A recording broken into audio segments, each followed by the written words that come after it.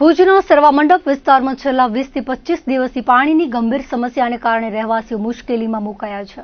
સ્થાનિક રહેવાસીઓના જણાવ્યા મુજબ નગરપાલિકા એકમ ભવન પાછળથી આવતી મુખ્ય લાઇનના 2 વાલ્વ બંધ કરી દેવાતા આશરે 14 ઘરોમાં પાણી પહોંચતું નથી।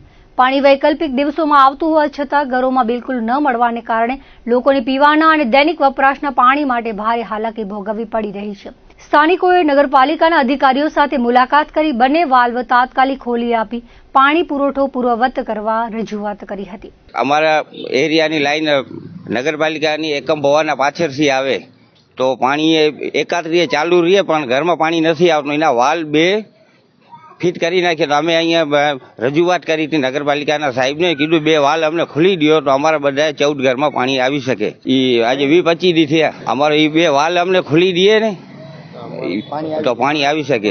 એટલે અમને તો તકલીફ ઘણી થાય, નાવા ધોવાની, પાણી પીવાની, ક્યાંય જવું એટલે